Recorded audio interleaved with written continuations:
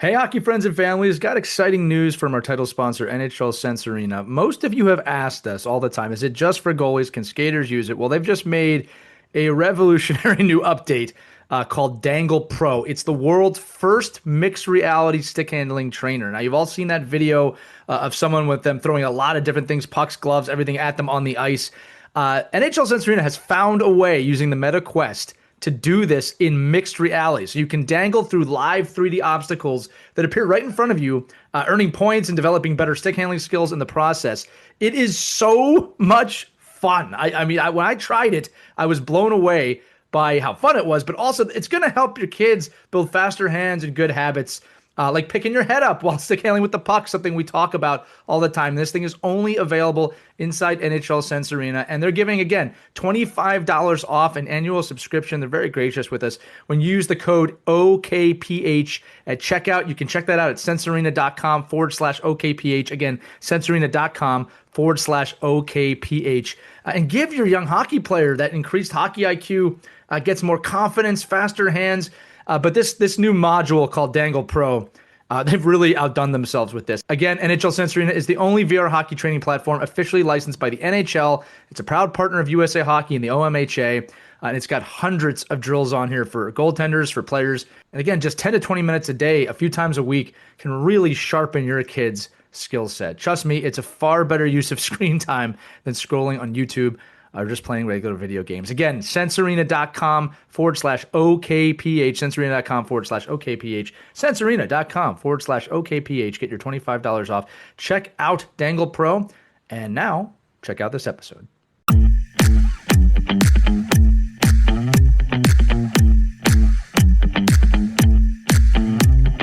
Hello, hockey friends and families around the world, and welcome to another edition of Our Kids Play Goalie. You heard me say that right. I'm Lee Elias.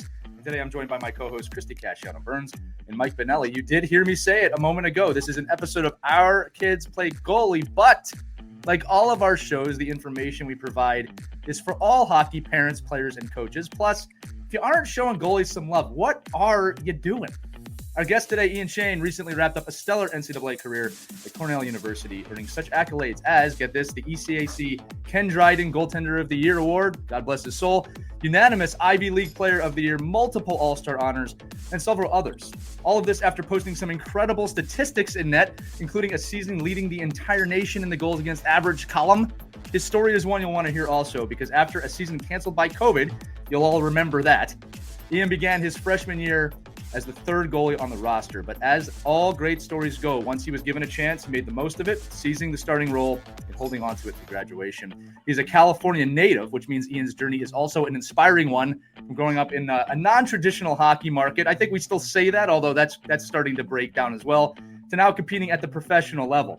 We're also proud to share that Ian is a consistent user of NHL Sense Arena, our show's title sponsor, which he has used to sharpen his game and maintain a mental edge. We will talk about that today as well. So today we're going to explore Ian's path, his training habits, the mindset required to thrive as a goaltender and a hockey player at the collegiate and pro level. This is going to be a good one. Ian, welcome to Our Kids Play Goalie. Thank you guys so much for having me. Ian, we're so excited. Welcome. Lee just mentioned it. Your journey started in California, also mentioned by Lee. Great intro, by the way. Thank you, my friend. That you grew up in a non-traditional hockey climate, so to speak. Mm-hmm. So what drew you to the crease? Well, first it just started out with being just attracted to the game of hockey. My dad played at Hobart, just down the road from Cornell, yes. And he played a little bit professionally overseas. And so I grew up going to just his beer league games on Friday nights and whatnot, and loved being around the rink and hanging out at the Toyota Center in El Segundo where the LA Kings practice. And familiar with all those places, yeah. Yeah. So I was exposed to it from an early age and always wanted to hop on there, and finally got my chance to start up playing some Might in-house hockey. And I believe it was our second game into the year. I started as a forward and our goaltender didn't show up. So coach asked the locker room, does anyone want to throw on the pads? And I was the first one to raise my hand. And I guess I never really looked back since. I had a lot of fun. And I think our goalie actually ended up leaving about halfway through the year. So I just stuck with it and, disappointed my dad a little bit. It was the one position in hockey he knew absolutely nothing about. Exactly. So I'm sure that's always the way it goes. He would have loved to have access to a podcast or something like this to sort of help guide him through that process. But well, I got to say, Ian, my son plays goaltender, and I remember when he put the pads on. What was funny about it is that he put them on, and it was kind of a jokey type moment, kind of like what like you said, like, oh, we just need to put somebody in the net. And I saw the smile on his face, and I remember thinking that is an uncommon smile that he has just put on. And but you know what? He loves it, and he's a goaltender now, and that's his role. And it's been fun for me actually, as a coach and as a former player, to rediscover the game through the eyes of that position. So I'm sure your father had some of that as well. Oh, absolutely. I think he loved being involved with it while he could. Obviously, as they get a little bit older and out of sort of his wheelhouse, the training has to be left more to the coaches and my development. But I do think he had a great time, sort of like you said, rediscovering sort of the passion for hockey through me. Yeah. I'm also glad I never played that. I'm not gonna lie to you.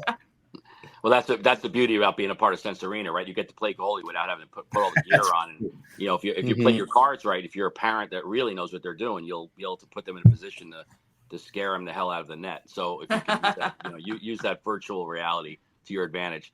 But Ian, obviously you got your starting job at Cornell, which I guess a lot of people would say in pretty dramatic fashion. I think almost in the same vein of getting thrown in as an 8U player from the Mites, right? Just your preparation and being ready for that moment. And obviously that's a big difference between getting in the net for the first time ever and then getting in the net for something you believe you should be in, pretty much, at that point of your career. You just talk about that moment and how you prepared mentally and physically, to step into a spotlight, maybe when you weren't designated to be there.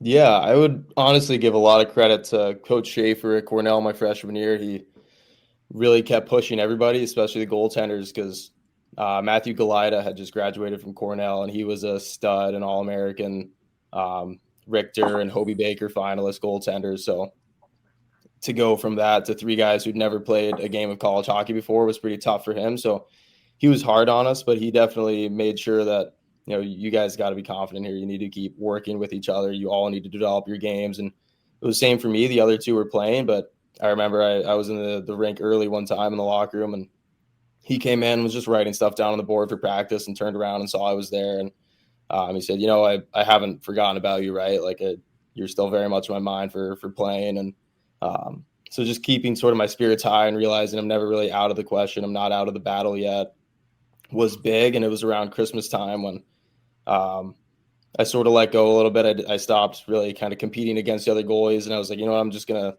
compete against myself. I'm going to have more fun out here. I'm going to make it just a game every single day and just, compete against the puck and make it what I can. And I think I started having really good practices sort of leading up to our series against Arizona State. And I think our goalies sort of struggled a little bit, unfortunately, that weekend. I think our team sort of struggled a little bit that entire weekend, and was fortunate enough where we went down early in the first period of our second game, and was a little bit surprised when Shafe called my name instead of the other freshman goaltender's name, because that guy had played about 6 or 7 games by that point, and just went in there and said, all right, it's kind of trial by fire at this point. If he wants to throw me in, like, there's literally nothing for me to lose. We're already down in the game. I've never played a hockey game. There's zero expectations. So I would say it was honestly one of the easier kind of points of coming in, where I didn't have all this pressure and all these expectations on myself. It was more like, just going to go out there, have fun, see what I can do, see if I'm a college hockey goaltender. And,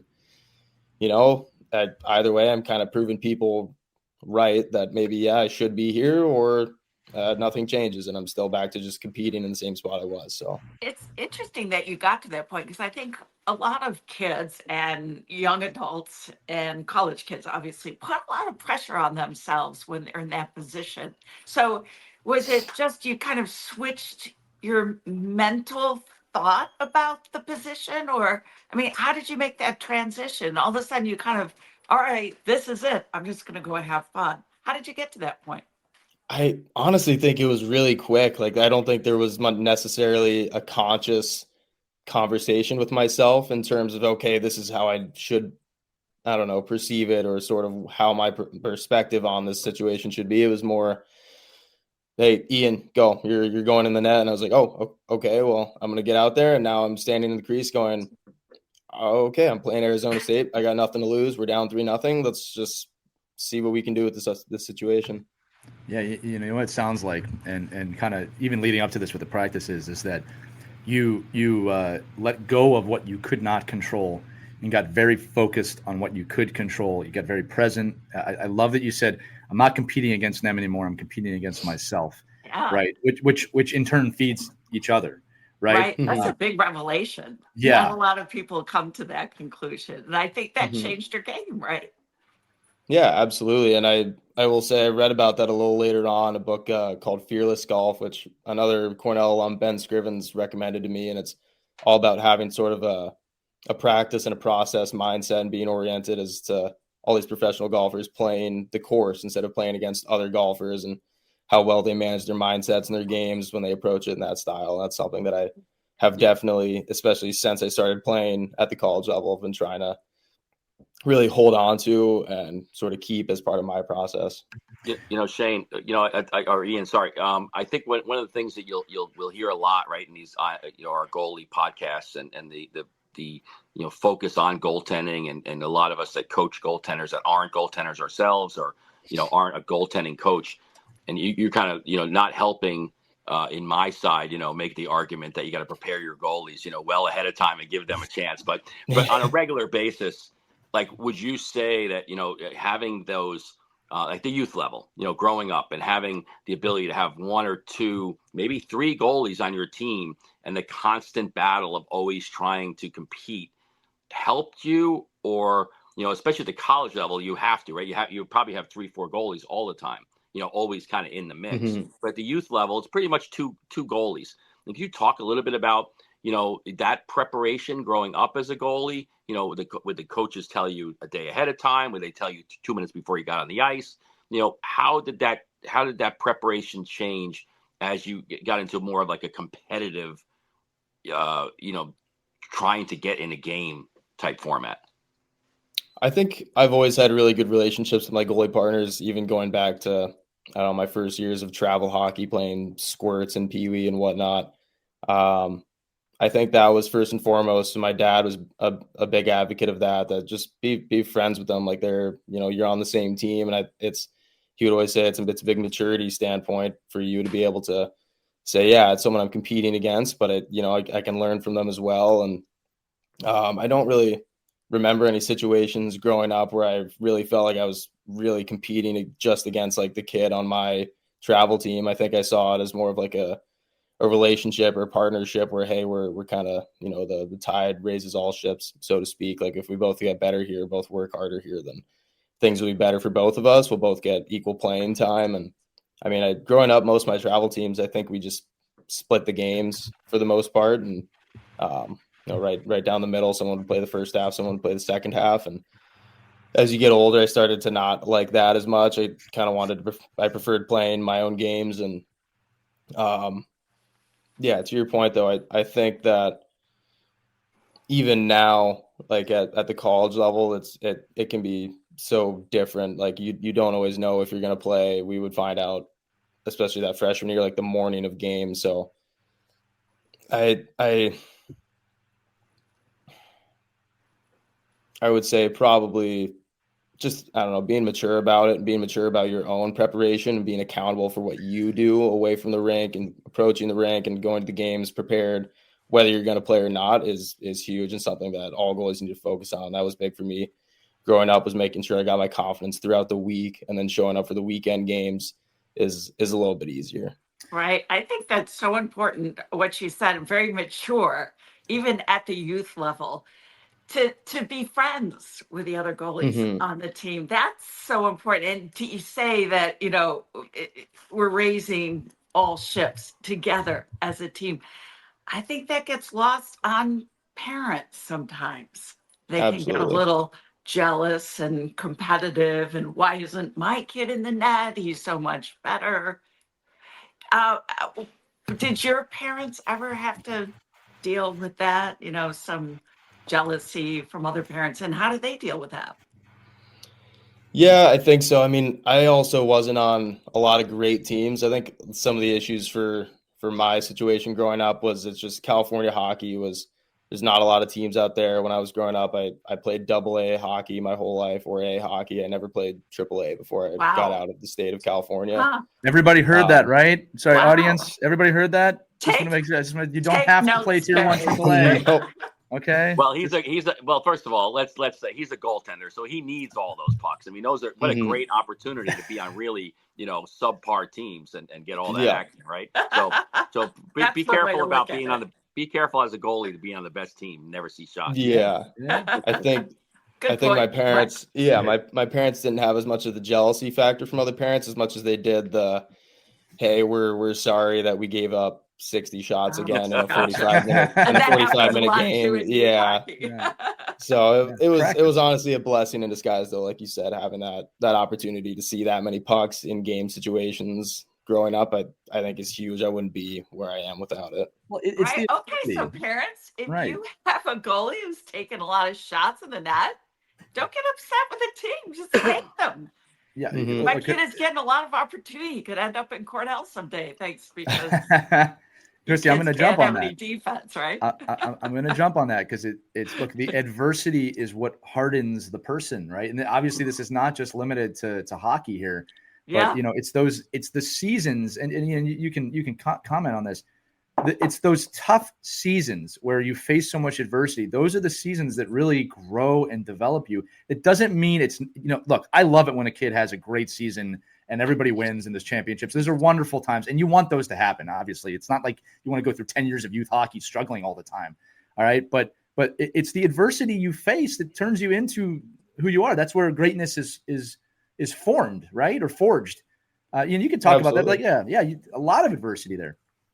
Yeah, I think going into my freshman year, I wouldn't have had the same mindset or maturity approaching the situation I was in where I wasn't playing if I hadn't been cut the previous year from the USHL. I got sent down in my overage year from the Chicago Steel to the Bismarck Bobcats in the North American League. And I was obviously very disappointed with my situation and my setup, but it took me, I started reading a couple books. I read the Ryan Holiday sort of series of books, The Ego is the Enemy, Obstacles the Way, Stillness is the Key, and really just appreciated the stoic mindset of really approaching these obstacles as like, okay, it's something to go through. It's something to figure out. Like this is a blessing in disguise. Let's see what we can sort of do with it. And I remember my first couple games in the Null weren't going very well. And then once I started getting to that stoic mind space, it was like, okay, things started sort of clicking for me. I had way more fun, and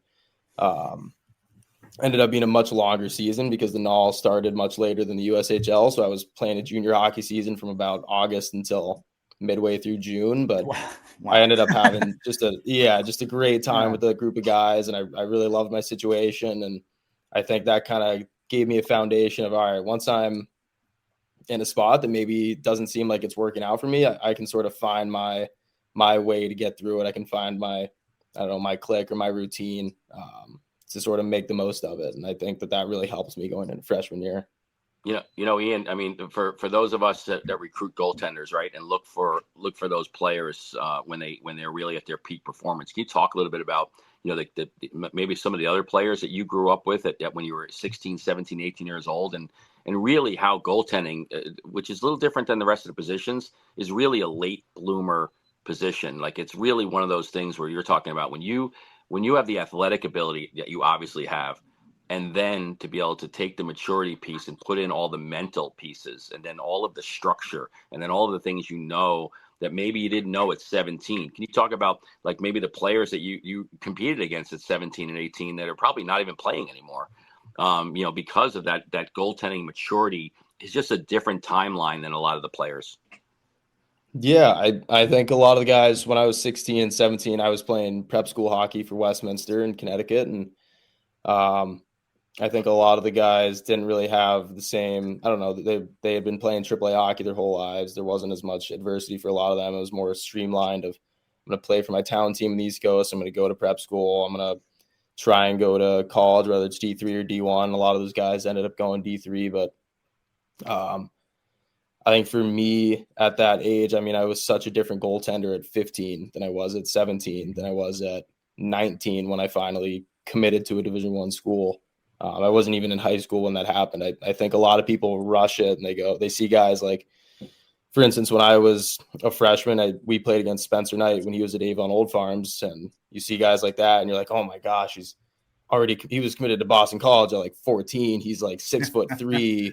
He skates like an NHL goaltender. Like, why can't I be like that? Why can't I do that yet? And if you look at the guy off the ice, he's genetically gifted. He's a giant human being and unbelievable goaltender, unbelievable athlete. And I know from playing against him and doing like camps with him and whatnot, he has an unbelievable work ethic for sure. But it takes time for everybody. I was probably about 130 pounds when I was 16 and was definitely not, super strong. I couldn't bench press or squat a play yet. And that stuff came with time. I think the goaltender he was at 16 or 15, I hopefully was around that at 19. So it's just kind of realizing where you are. And that's so hard in the moment because you see all these guys, especially with social media, it's impossible to get away from it. You're going to see kids across the country who are just absolute anomalies who are going to be committing to Boston universities or Michigan States. And it's hard not to see it, but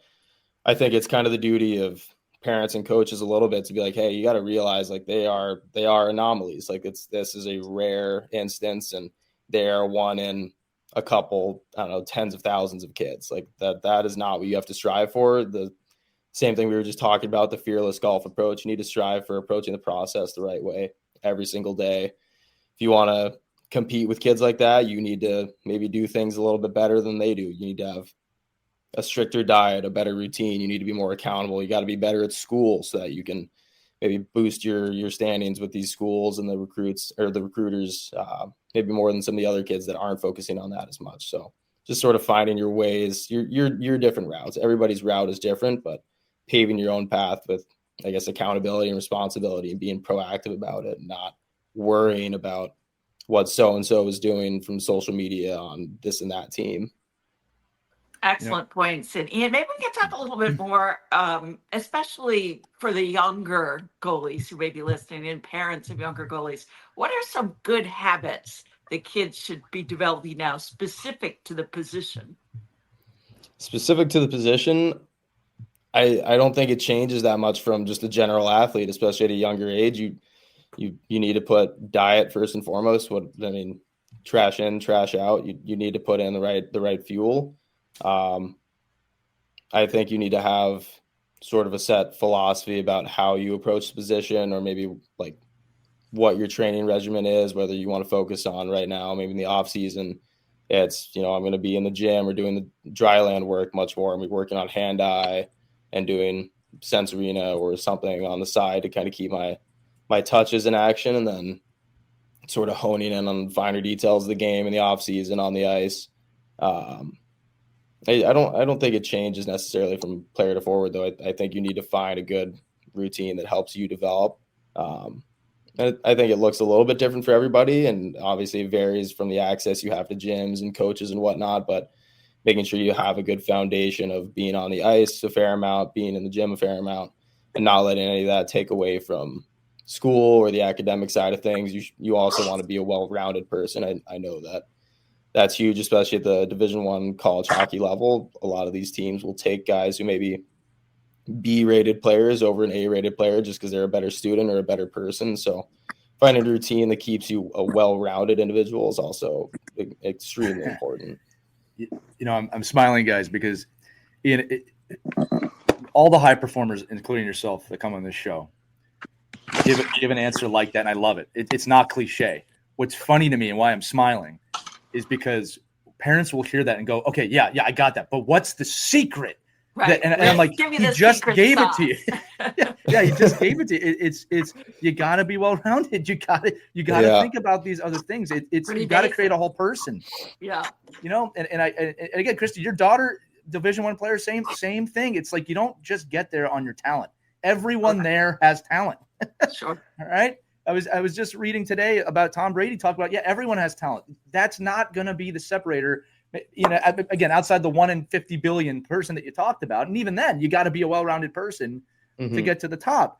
So I wrote this down. I want to say it, the common thread that you keep coming back to when we ask you. And what I love is that in your story, we talked about college, we talked about youth, we've talked about life, is this present moment awareness and this coming back to, okay, no, I'm not going to let these distractions dictate how I play. I'm going to play. Social media, parents, players, coaches, that's the secret. If you want a secret, that's the secret, right? These elite athletes are able mentally and physically, but mentally able to compartmentalize what is trash and what is going to help them. All right. And I don't think we do a fantastic job as a community. I'm not just talking hockey, at removing trash, right? It's almost like we let it in. So I agree. Yeah. Yeah. And you're a news anchor. You would know, Christie, right? See it all the time. Yeah. But yeah, I just wanted to comment on that, Ian, because like I think, again, when we talk about youth hockey, you know, there's a mistake by a lot of people of, well, we can't start building these at a young age. You absolutely can start building mental fitness, you know, physical fitness, all this stuff as young as you want. You know, there's an age appropriate way of doing it. All right. But, you know, what's been funny for me, and this is going to turn into a question, you know, watching my son play goaltender, the thoughts that he tells me he has are all kind of new for me as a former skater, in the sense of, I understand the skater's thoughts. I understand a lot of the pressures that forwards and defense feel. But I'll give a great example. I remember last year he was on a team where he played, I think he had 50 starts. It was crazy. And it was a great group of kids, man. They worked so hard, but we just could not score. It was like we were averaging 2-3 goals a game.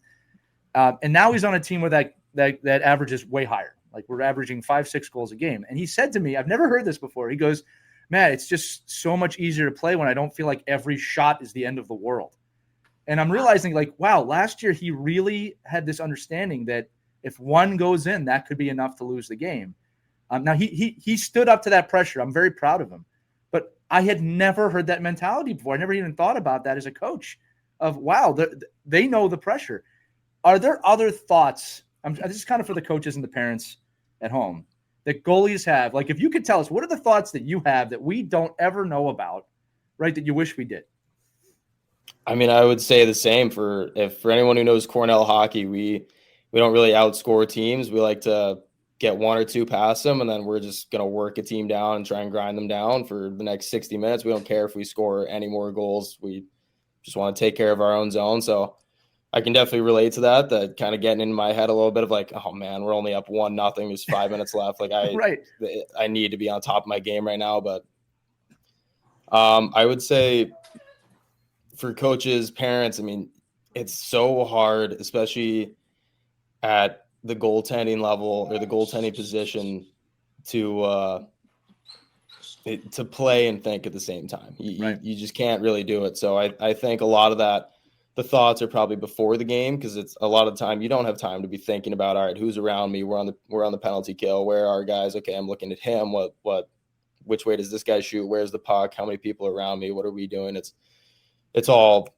pretty much pattern mapping. It's pattern recognition. You've practiced it. You've seen it a bunch of times. So just trusting your game. And I think a lot of times when things aren't going well, it's just a lack of trust. So I would say anytime your goaltender is thinking or overthinking should kind of be a sign that to the coaches or the parents that, hey, there's something maybe mentally a little off there, just with confidence that maybe they're overthinking, overanalyzing. So let's, I don't know, sit down, have a conversation about that. I know Mike Schaefer, when things weren't going well for me last year or the year before, I had a stretch this year in January where things were not going well. I didn't feel comfortable on the ice, and we would watch video, and he was like, you just don't look comfortable. Like you look like you're kind of being a little too jumpy. So I think a lot of the things that coaches and parents need to pay attention to isn't necessarily what are they thinking about right off the bat. It's going to be easier to sort of see, all right, he's playing differently. He's maybe being too aggressive, or he's trying out new things, or maybe he's being late to reads or reactions. And that'll give you sort of an inkling as to, okay, he might be feeling a little bit off mentally. So let's check in, let's sit down, have a conversation, and just see where his head's at. It could be about life. It could be about hockey, whatever it is, but just paying attention to those little things and knowing your goaltender and your kid like that is important. I'm glad you're normalizing Coach Schaefer, I mean, what a legend, right? Just an amazing coach. For the fact that he could see that, and it probably wasn't super obvious, but even subtle differences in you. And right away, he said, we got to figure out what's going on here. Yeah, he pulled up clips from my junior year and clips from North Dakota early on in the year, and he's watching these with me, and he's not saying a word, and he's like, all right, now you saw those, and then he showed me a clip from we played UMass Amherst at a tournament this year, and definitely was not a good game for me, and we're watching sort of similar situations, and even I right away was like, oh, why am I playing like that? Like, what am I doing? It doesn't look good. You had to see it yourself. Yeah, That's yeah, definitely. Yeah. Wow. That's a great technique too. Say, hey, look, this is what you used to do, and look at you now. You might not even realize the differences until you visually see it. Yeah, I would have had no idea. I think it's a good segue in about just your relationship with Sense Arena, because I know like the way I use it for our goaltenders and even for players is those positive reps and those low impact reps and the ability to not have to get in the locker room and get dressed and do everything you want to do, but be able to work on that cognitive side and reaction times and reading and reacting. You talked about like you don't have time to be thinking in the moment like, is my left D off the post? Is my right D in front of the net? Where's the puck coming from? Where can the puck go? If it rims up, where's my position? Can you talk a little bit about your relationship with Sense Arena and using that product in this process of preparing for competition, and how you think it's helped you and could help especially our youngest goalies? Yeah, like I said, I think going out onto the ice and thinking about where I am and thinking about how do my hands feel, how do my gloves feel, how am I tracking is all detrimental. And you want to be able, I think Sense Arena is a great tool to be able to kind of feel those things out before you even step on the ice so that you get on the ice with confidence. That's why I do it every single morning skate. I'll throw on, I think Joey DeCord has little programs on there, like morning skate routines. I'll do that before our skates, or I'll do that and a couple other drills or routines if we don't have ice, or I don't feel like hopping on the ice for morning skate.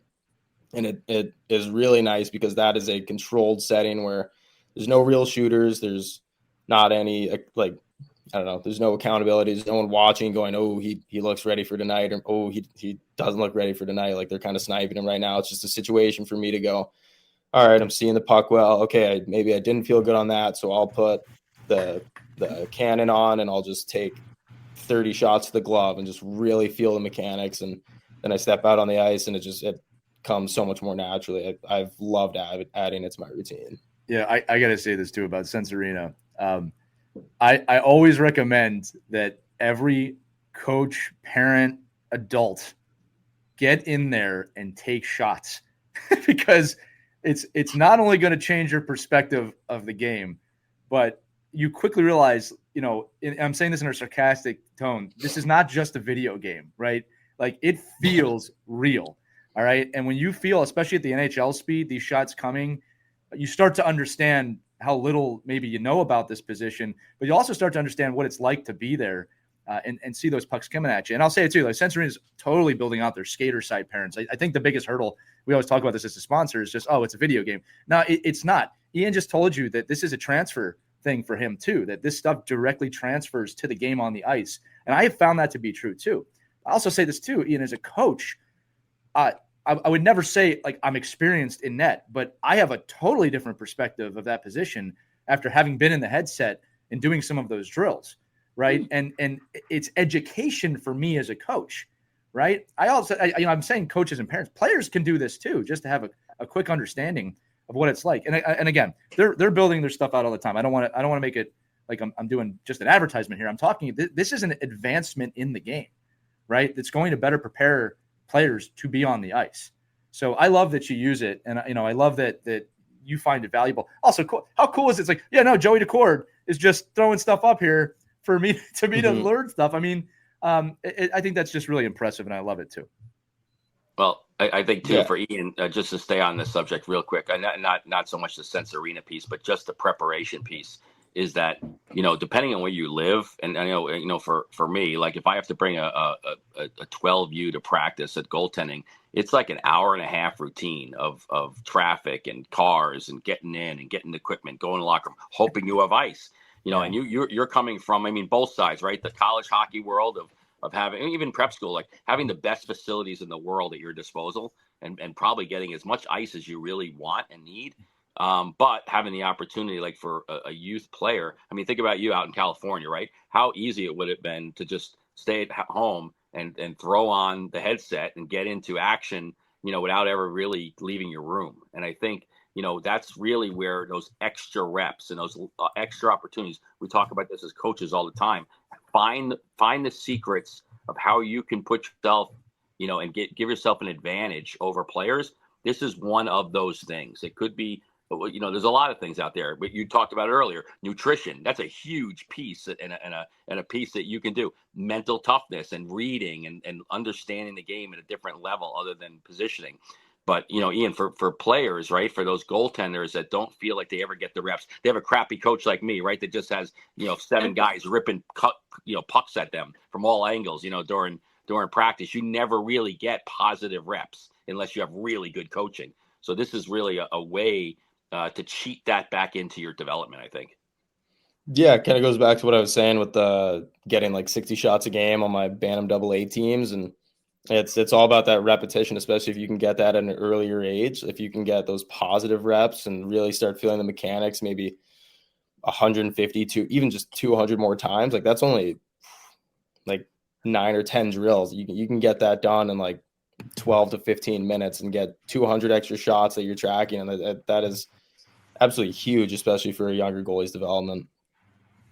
100%. I love it. I love that you were able to dive into it like that. I want to dive into youth hockey for a few minutes here. We talked a lot about how great your coaching was in college and the development there.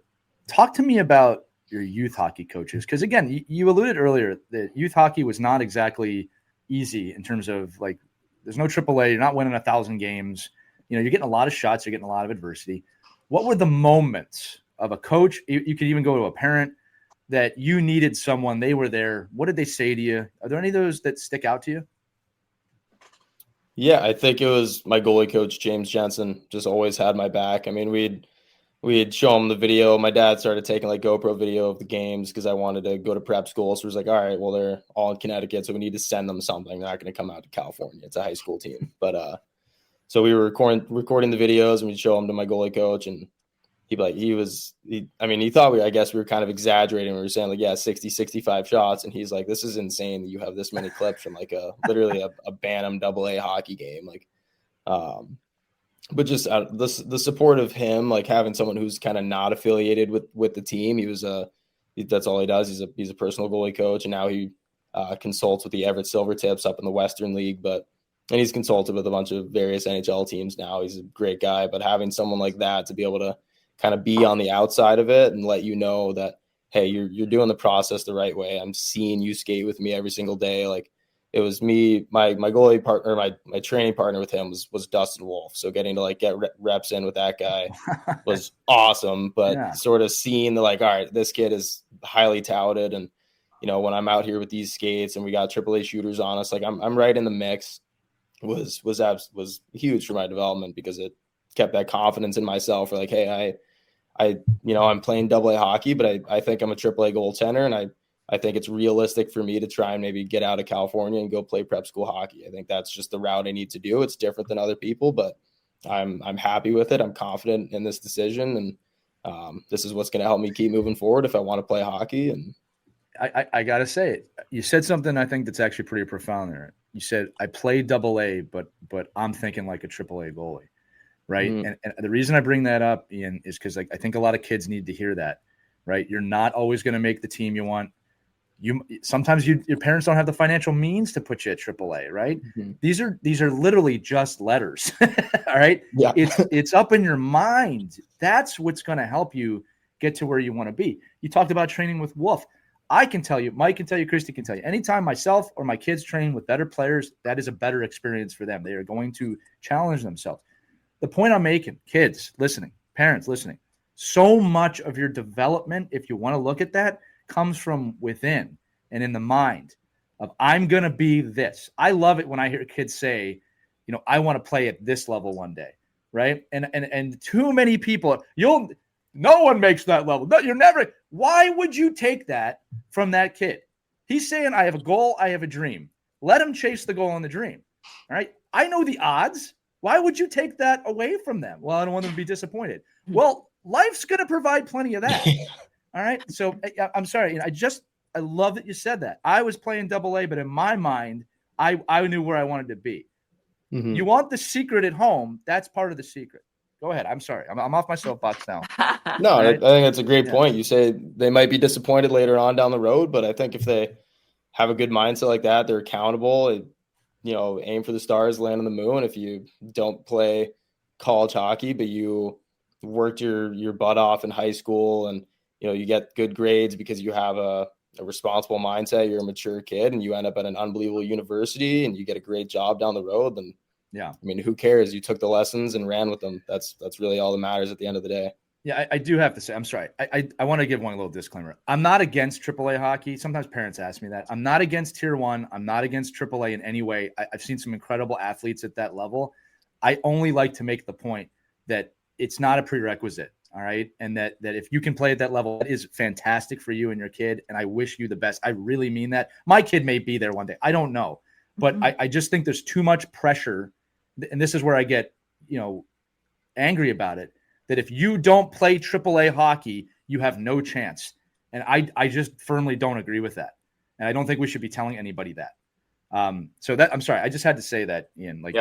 Just to stay on the topic too of goaltending, I think Ian makes a great point of just the fact that if you put the disciplines in your life that require you to be a good goaltender, and we've had this theme on every episode, you will be a good person.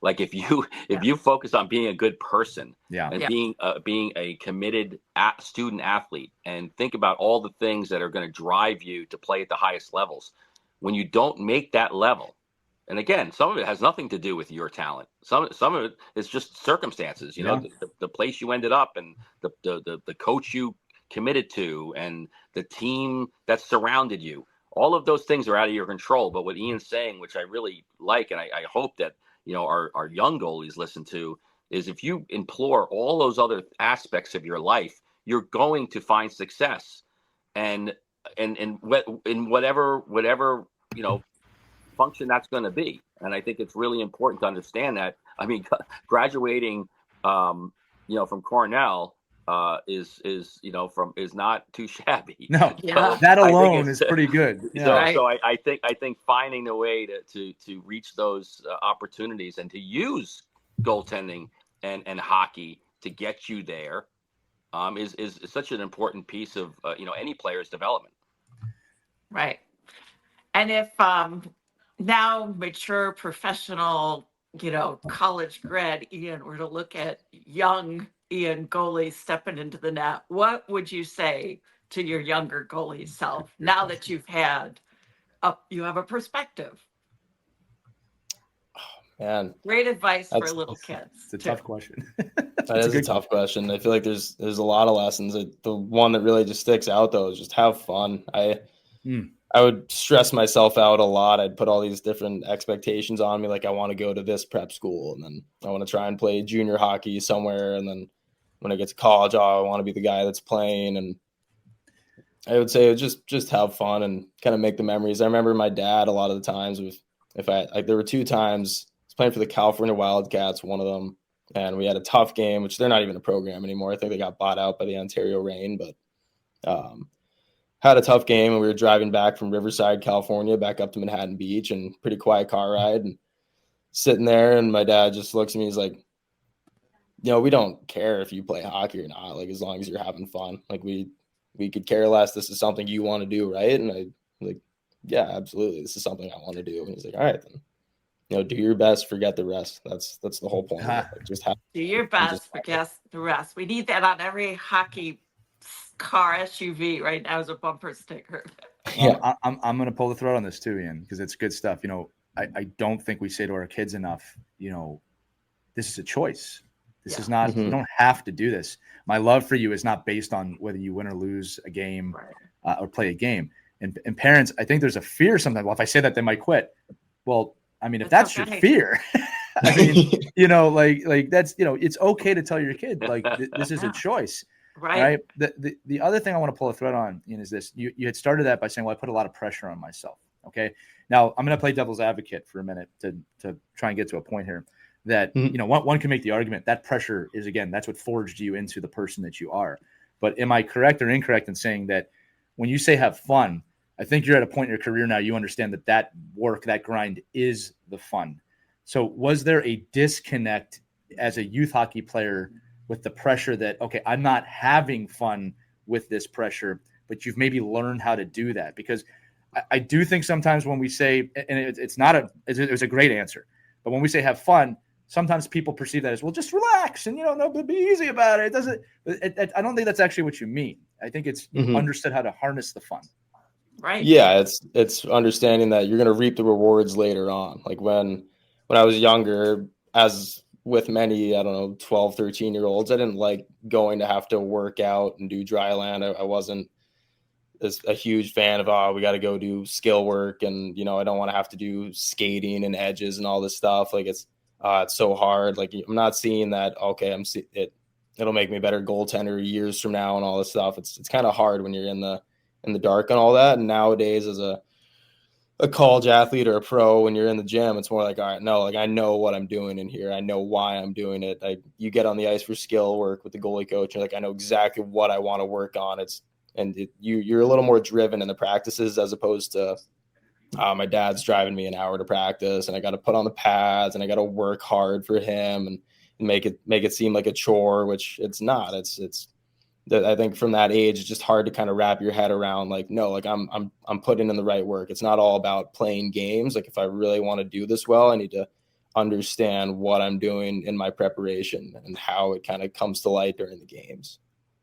Can I just say one thing too about this? And when you are, as for coaches, right? And if you're a parent listening to this and you're listening to Ian and talk about, that's the fun part, like learning to have fun in development. Well, that's a lot of our obligation too, right? As coaches, like we have to make development fun. We have to make training fun. We have to make it where the Ian Shanes of the world say, Dad, get me in the car, get me to the rink. I can't miss Coach Benelli's practice. Like it's our obligation too, right? To put athletes in those situations where they can learn that development is part of the process, but part of the process needs to be like just love and joy for getting out there and playing.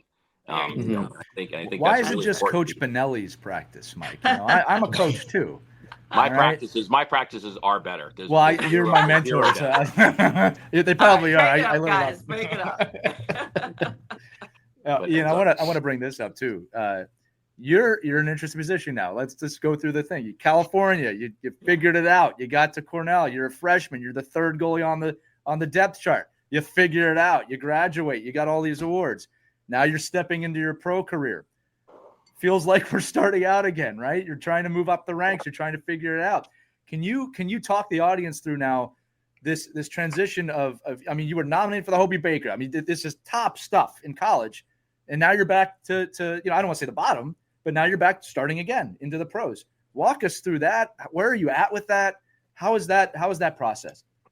Yeah, it's really interesting. I've been going through it all summer, trying to kind of wrap my head around it a little bit. And I'm a big advocate of journaling. So I'll go back throughout my college career, my junior career, and kind of look at where was I freshman year? Where was I when I first went to the NOL? Where was I when I first went to the USHL? Like, where is my head at? And I think I'm in a place where I was fortunate enough to be able to end the year in the ECHL with the Norfolk Admirals. So I got a little taste of it and got to see like, okay, yeah, I'm at this level, and these are, it's not a very different situation. Like it's mature guys, it's older men, but it's very similar to college. I wouldn't say it was as big a jump as maybe high school to juniors or juniors to college. I would say it was a little more lateral. So I'm trying to wrap my head around just the fact that it's a longer season as well. And I don't want to come in and be timid and be, I'm the new guy on the block. I got to kind of earn my role. And there is a little bit of that. Like you're a rookie. You are like, there's no getting around that. But my goal right now is just coming in and trying to make an impact and trying to sort of prove to the guys around me that I'm capable of playing at that level. And this is something I keep in contact with Tim Jonkis, who was my coach at Westminster in high school, and we'll text back and forth a lot of the time. And one thing I was journaling about and I brought to his attention was like, the game becomes so much easier when my focus is how can I make the guy across the room, the guy next to me, like better at something? How can I make his day better? How can I make his situation better? Like the work becomes so much easier when the purpose is external. So for me, it's going to be just going in and trying to be a good teammate off the bat. I want to just be a good friend first and foremost, have some good memories with some good people and get to know guys. And I think sort of the rest will follow. I'm comfortable with where my game is at. So it's really more of a matter of just trying to sort of not necessarily just like fit in just to fit in, but I want to make friends. I want to, be a good teammate first. And then I think the same thing as earlier, the tide raises all ships. I think if everybody's happy and we're all in a good situation, it'll be good for me as well. So that's sort of where my head is at. Servant leadership is a calling. And I think, it's funny. Servant leadership, what you're describing, is very hard when you're young, because when you're young, things are pretty me, and you expect some of that. But I always tell kids and parents, no matter what the sport, it's the one thing you don't require talent to do is to be a great teammate, right? You don't need to be on the ice. You don't even need to be starting the game if you're a goaltender. Just be a great teammate. And I find more often than not, Ian, that ends up paying off. It actually does help your game. Like we said, you do need talent at the high levels, but being a great teammate and playing for the person next to you is a hallmark of team building and all the stuff that I do as well, right? It's if you're not playing for the person next to you, like something's off. Something always feels a little weird when that's going on. And that's part of the mental journey that's been growing. I love it. Fantastic answer. Christie, Mike, you had a question? Because I've got more, but I've asked 2 in a row. I'm trying not to hog the mic now. Yeah. No, I'm just learning. I'm taking it all in. So yeah. I love that he said it again. Tide raises all ships. That's fantastic. It's a true statement. Yeah. I'll ask you this too. Let's talk to the young goalies listening to the show. I think about my own son, right? The waves of confidence, the waves of maybe being unsure of himself. You talked about it a little bit with being present, but let's think we're talking to younger goaltenders here. What's your advice to them to stay confident? What's your advice to them to keep going? Whether they're having a great season or 65 shots a game, like what would you tell those young goaltenders? I would say check in with yourself, make sure you're having fun, make sure that first and foremost, whether you're winning or losing, that while you're on the ice in the heat of the moment, because there were times we were down 8-0 and we're getting just blown out, and I remember still thinking that, I just had a great backdoor save. I just made a great breakaway save. Like I'm having fun with it. So checking in with yourself and making sure that I'm having fun first and foremost is probably the most important thing. And then second would be is there anything else I want to do or anything else I really want to focus on, whether that's in school or other sports, and just sort of being aware of, where your priorities are. And if that's hockey, awesome. And if not, then that's fine too. There's tons of great things for great people to do in this world other than hockey. So I love you brought that up. What do you think some of the misconceptions are of the position of goalie? We all have a belief that goalies are a little different, Sorry. on the tube. And of course, parents are always so fearful of the cost that it's going to, bust the family budget too. Doesn't have to, does it? I would say it definitely doesn't have to. I think nowadays there's more affordable options. I know a lot of these like Bauer and CCM make affordable gear lines for people who maybe just want to try it out, who aren't all the way in. I know a lot of rinks will have setups. Like that's how they got me. It was my first set of gear the rink just gave me every time I came to play my in-house mic game. And then the next year when I played travel hockey, my dad was like, wait, what do you mean the gear isn't free anymore? Like we have to go get our own gear. But yeah, I would say some of the misconceptions are, I think a lot of them are kind of being debunked or proven against now, that the goalies don't have to be some of the better athletes, that maybe you stick a bigger kid in or someone who's less athletic in the net. And I think couldn't be further from the truth. I think your goaltenders have to be some of the best athletes, the best skaters on your team. I mean, we're not playing hockey. We're playing goalie. It's a completely different sport, doing its own thing. All the goals are different. The way we train conditioning now on an anaerobic basis is much different. So I think that would be probably the biggest misconception that I feel is that, they think the goalie is just kind of where you stick the kid who might not be as athletic. And I think usually they are probably one of the better athletes, if not the best on the team. There you go, parents.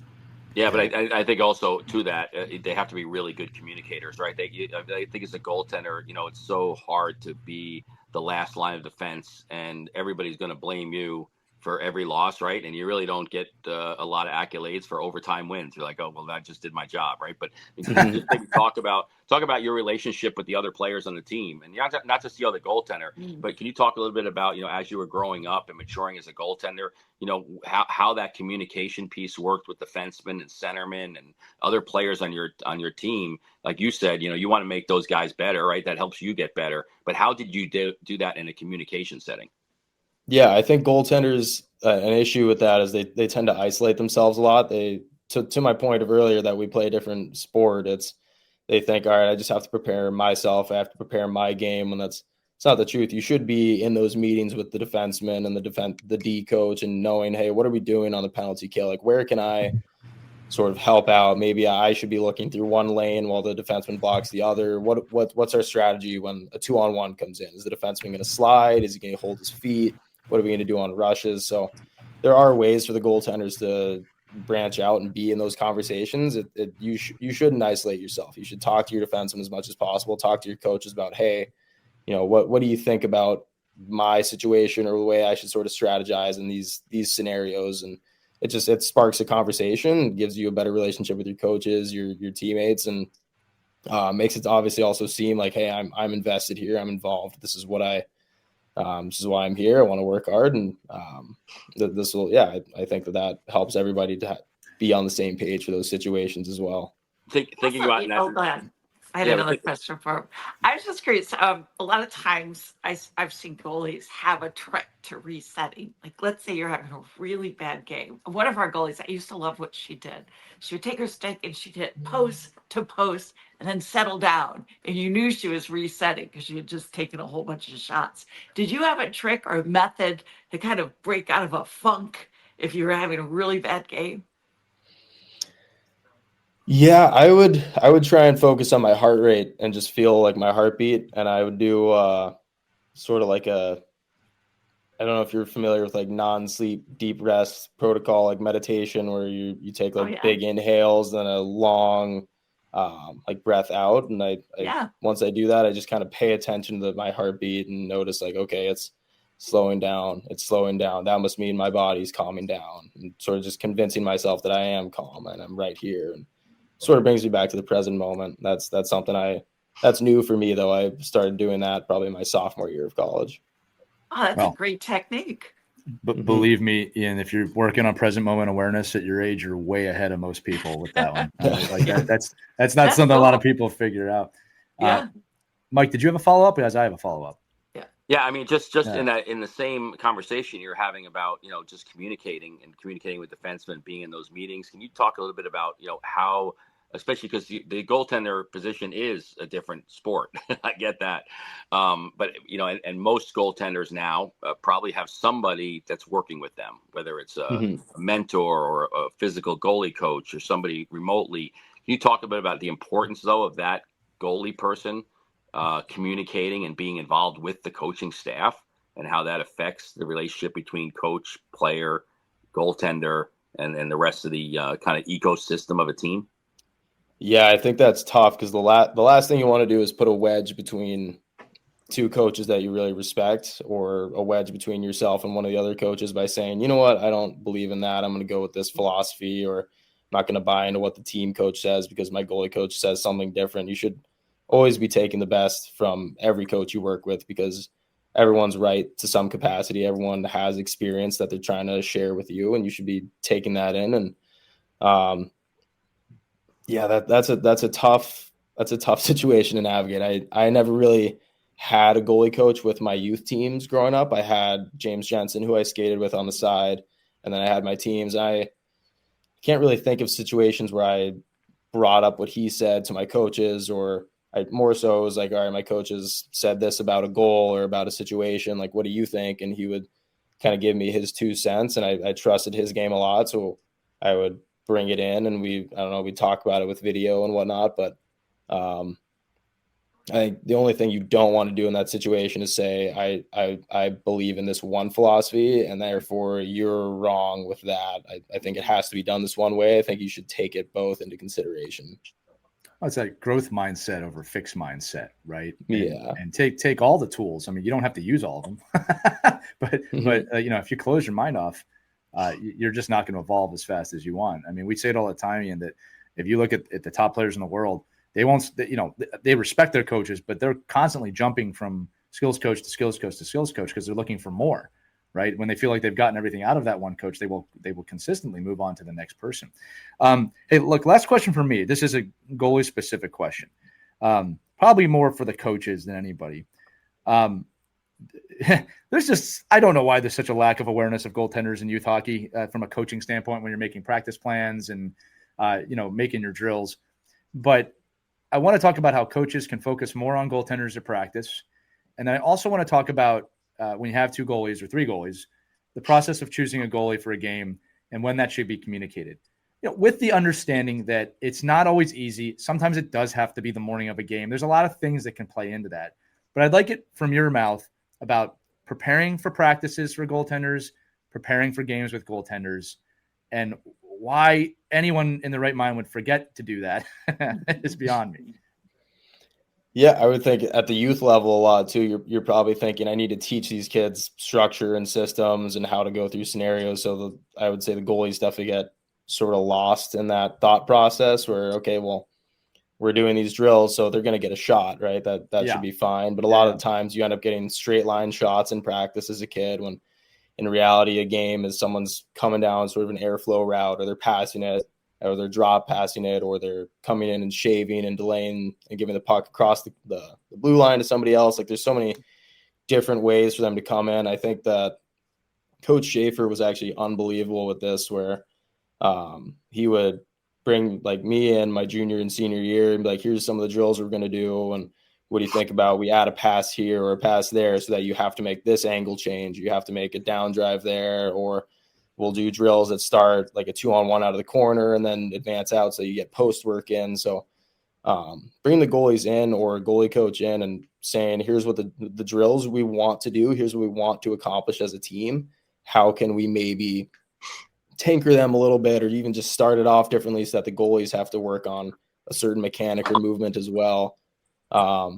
And just kind of looking at it as you don't need to necessarily change the entire practice plan for a goalie. You have to coach the team like that. That is the point of your practice.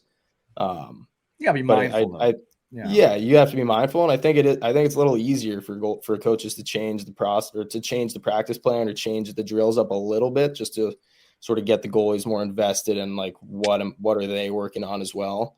And then so remind me the second part was the picking a goalie for a game. Right. Yeah, and again, it's not easy. And letting the goalie know why you're not picked too. Yeah. Yeah.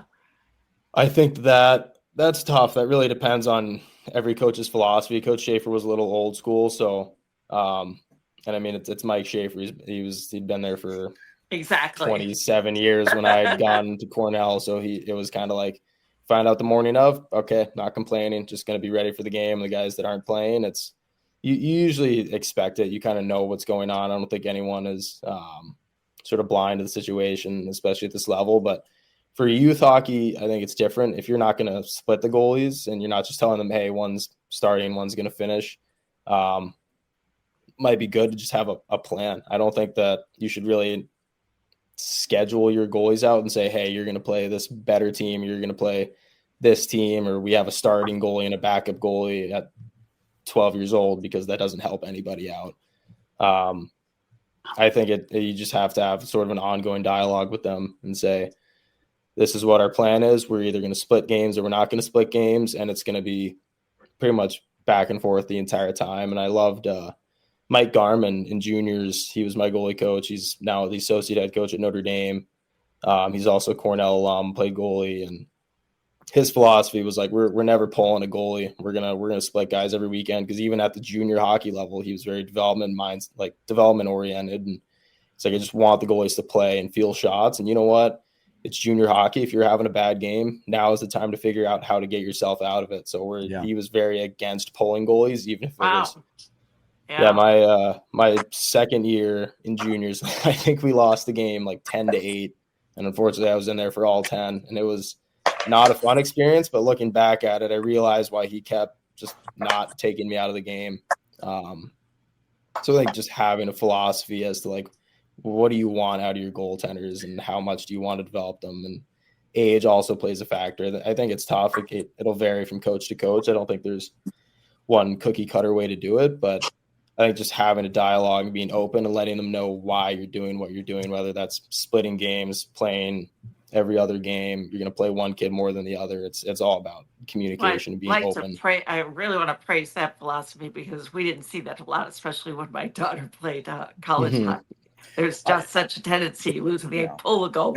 I think my 12U goalies, we had them changing on the fly for a couple of games in a row just because it kept them in the game, and they loved it. They actually thought it was the greatest thing ever. Like, you just like, the puck goes down that end, the other coach is going ballistic. Like, what are you doing? And like, we're just trying to match up lines. You keep putting that better line up there. We put our better goalie out there. You get people all crazy. But again, I think to get the footage of that.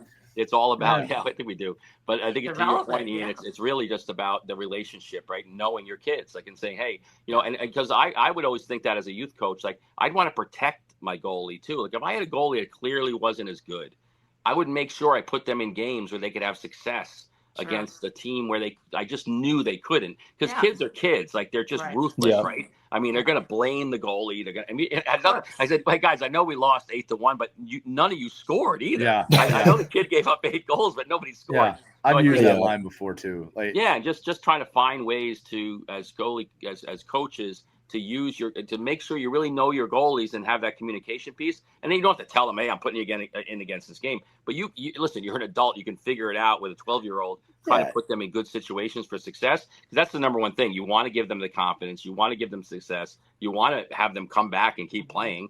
And you also want them to, have their teammates have their back. So it's all this. I think that's one of the greatest parts about coaching is learning all of those things about your athletes, and then trying to find ways to get your athletes to work together. Agreed. Yeah. Well, I think that's a great note. Yeah. Listen, I think that's a great note to end on. I'm going to say this too. Ian's going to join us for a Ride to the Rink episode, parents. This was really good. You might want to listen to this whole thing with your kids, but make sure you tune into that one. But Ian, unless Mike and Christie have another question, fantastic episode. I mean, just really great stuff, man. Yeah, thank you for being here. You guys having me on. Yeah, absolutely. Yeah. Awesome. Well, I'm hoping you talked about 12-year-old you, 16-year-old you. I'm hoping we get 22-year-old you, 26-year-old you. Maybe we'll get 31-year-old you as the years go on. But Ian Shane, great episode today of Our Kids Play Goalie. And for the listeners, remember, if you have any questions, goaltending, defensemen, forwards, whatever you want, coaching, you can always email us at team@ourkidsplayhockey.com. We answer those, or as we get a lot of them, you can go to the link in the description of this episode and text us directly. Make sure you put your name, where you're from, if you want us to know. We get all of those. We enjoy them, and we make episodes out of those. But for Ian Shane, for Christie Burns, for Mike Benelli, I'm Lee Elias. This has been another exciting, amazing, wonderful episode of Our Kids Play Goalie, because goalies matter too. Some would say the most. We should probably do more of these. We'll see you next time on our next episode of Our Kids Play Hockey, Our Kids Play Goalie, Ride to the Rink, and Our Girls Play Hockey. Take care, everybody. We hope you enjoyed this edition of Our Kids Play Hockey. Make sure to like and subscribe right now if you found value wherever you're listening, whether it's a podcast network, a social media network, or our website, ourkidsplayhockey.com. Also, make sure to check out our children's book, When Hockey Stops, at whenhockeystops.com. It's a book that helps children deal with adversity in the game and in life. We're very proud of it. But thanks so much for listening to this edition of Our Kids Play Hockey, and we'll see you on the next episode.